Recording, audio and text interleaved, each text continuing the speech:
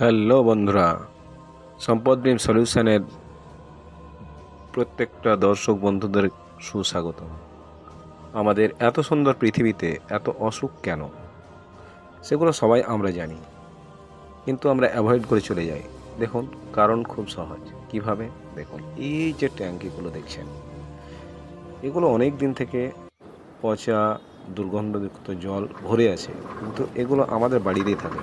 এগুলো আমরা দেখেও কিন্তু অ্যাভয়েড করে যাই, আমরা এগুলো ফেলিও না। দেখুন, এর মধ্যে ভালো করে দেখুন, অনেক লাভা, মশার জন্ম যেগুলো হয় যেখান থেকে, এবং প্রত্যেকটা লাভা কিলবিল কিলবিল করছে।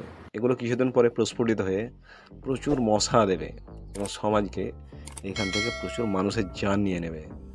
তো এগুলো কি কি করা উচিত?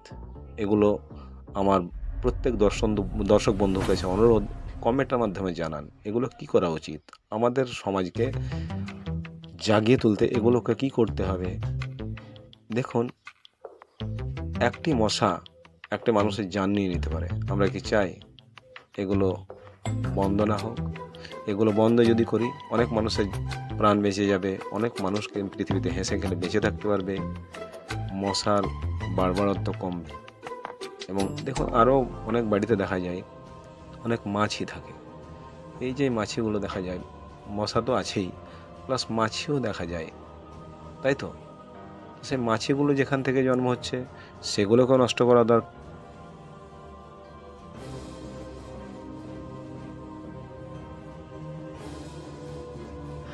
তবে সঙ্গে থাকুন, সাবস্ক্রাইব করুন, আমার এই চ্যানেলকে এগিয়ে নিয়ে যেতে আপনারা প্রত্যেকে সাহায্য করুন, হেল্প করুন।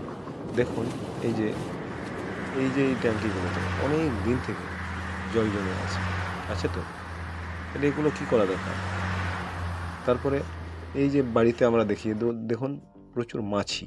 এই মাছিগুলোকে কী করতে হবে? এই মাছিগুলো এত থাকাতে ডায়রিয়ার এবং ম্যালেরিয়ার হাত করে দেবে, বা ম্যালেরিয়া ডায়রিয়া রোগকে বাড়িতে আসতে সুযোগ করে দেয়। অনেক বাচ্চা ছেলে এগুলো কুড়িয়ে কুড়িয়ে খায় এবং সেগুলো পেটেই যায় মানুষের, তার ফলে অনেক রোগ হয়।